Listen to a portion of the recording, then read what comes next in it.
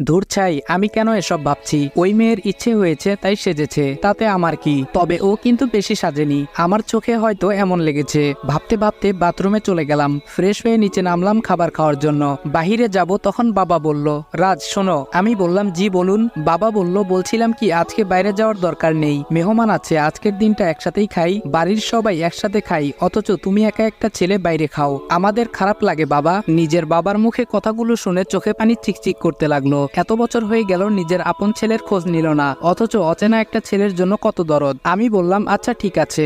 বাবা বলল, তাহলে টেবিলে বসো, সবার সাথে খেতে বসছি। কিন্তু ইসি আসেনি, তাই ভাবি ইসিকে ডাকতে গেলেন। একটু পরে দুজন ফিরে এলেন, তবে খাবার টেবিলে আমায় দেখে কিছুটা চমকে গেল। তবে মেহমান থাকায় তেমন একটা রিয়াকশন দেখলাম না। খাওয়ার সময় সবাই টুকটাক কথা বলছে, যেগুলো আমি শুধু চুপচাপ শুনেছি, কিছু বলিনি। কথাবার্তা শুনে বুঝতে পারলাম আমার বোনের হবু শ্বশুর মশাই রৌফ চৌধুরী বাবার মতোই একজন বিশিষ্ট ব্যবসায়ী, আর হবুবর রোহান ওনার একমাত্র ছেলে। খাবার শেষ করে উঠেই যাচ্ছি, তখন ফোনটা বেজে উঠলো। তাড়াহুড়োই উঠতে গিয়ে ইসির সাথে ধাক্কা লেগে যায়। দুজন একসাথে উঠতে গিয়ে কাকতালীয় ভাবে ঘটে যায় ঘটনা। আমি কিন্তু ইচ্ছে করে দেইনি। ধাক্কার টাল সামলাতে না পেরে ইসি কিছুটা ঝুঁকে যায়, তবে পরেনি। স্ট্রং বডি বলে কথা, কিন্তু পায়ে কিছুটা আঘাত পায়। আমি সেখান থেকে ডোন্ট কেয়ার ভাব নিয়ে ফোন হাতে সোজা রুমে ঢুকে যাই, আর সবাই আমার যাওয়ার দিকে তাকিয়ে থাকে। ফোনটা ছিল আমার সিনিয়রের, যিনি আমায় এই মিশনের দায়িত্ব দিয়েছেন। আগামীকাল আরো কয়েকজন যোগ হবে আমার সাথে, সেটা না হয় কালই দেখা যাবে। আমি ল্যাপটপে কাজ করছি, এটা যেহেতু প্রেম নিয়ে গল্প, তাই কাজের জটিল ডিটেলস মাঝখানে ব্যাখ্যা করছি না।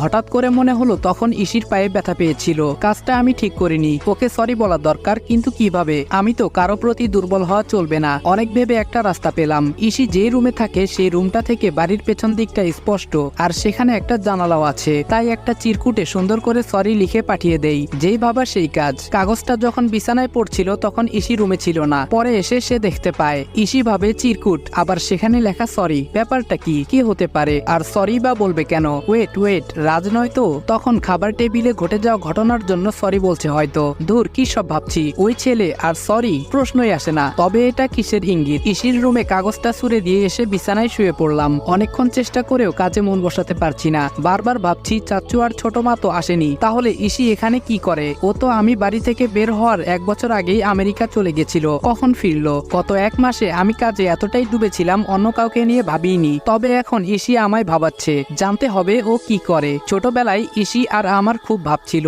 সব সময় একসাথে ছিলাম। খালু অফিসের কাজে আমেরিকায় সেটেল হয়ে যায়, আর খালামণিকেও নিয়ে যায়, কিন্তু ইসিকে নিতে পারেনি উনারা। এত ছোট্ট ইসি কান্না করে বাড়ি গরম করে দিয়েছিল। আমায় ছেড়ে, আমাদের ছেড়ে যাবে না, কিন্তু এর 2 বছর পর ঠিকই জোর করে নিয়ে যাওয়া হয়। ইসি চলে যাওয়ায় আমি আরো একা হয়ে পড়ি। এর সাথে যোগ হয় ভাইয়ার অত্যাচার আর